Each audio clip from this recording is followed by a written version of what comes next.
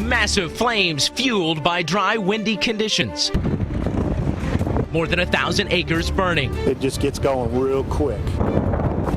Some buildings already destroyed. It was one of the barns that had burned and actually collapsed. Others in the inferno's path. To lose this gas station would be completely devastating. A lot of farmers depend on us.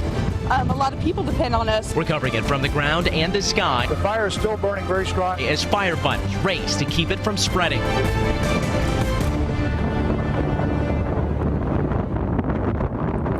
Right now, Skytracker above the fire just north of Kansas City in Platte County, about 7.5 hours after it began. We know this tonight. It burned at least 1,300 acres, destroyed several buildings, and we just learned that firefighters are now saying they believe they have it under control.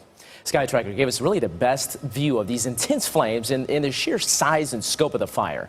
The Federal Bureau of Prisons owns 2,000 acres, and tonight we know at least 1,300 acres burned. Relentless high winds out there today. Dry grass and brush are the enemy. At the peak of the fire, 75 firefighters were on the front lines, determined to protect the people and protect the area. The issue is getting the guys over to rehab, and we're trying to get the fill station where they got to fill up water at the same spot so they could take a quick break, get something to eat, use the restroom, etc. But a lot of these firemen don't want to do that. They want to get right back out there and get this fire knocked down. Now, maintenance crews were mowing in an effort to reduce the fire danger, we were told, and that's when a spark from a lawnmower that seized actually started the fire. Firefighters could hardly keep up, as we saw. A big relief tonight, though, that we hear that it's pretty much contained. We'll continue to watch it for you. Firefighters at one point thought they would stay there on the scene until at least midnight just to make sure all the hot spots were extinguished. Well, some team coverage now picks up with today the fire front line view from the ground. Meteorologist J.D. Rudd has been out there. And J.D., what is the situation like right now where you are?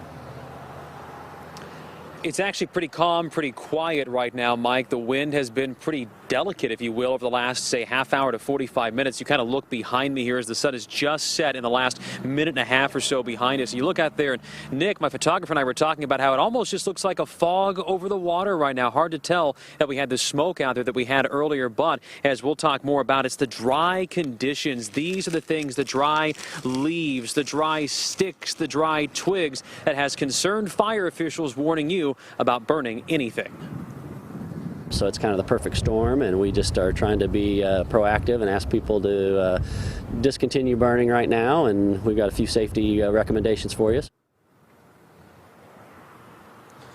And of course, those safety recommendations do include that if you have any kind of coals or anything else like that, make sure you douse them with water. Of course, you're being asked to not burn anything at all. And another thing, too, to talk about, if you get caught with any of these burn ban violations, a $500 fine. The biggest thing, too, we've seen a lot of these cigarette butts near the side of the roadway. It's one of the things with the dry conditions, the dry vegetation, and the wind, which we're going to see again tomorrow. It's critical you don't take these and just toss them out your window. Not a good idea, so we don't get a scene like this again tomorrow. For 41 Action News, I'm meteorologist J.D. Rudd.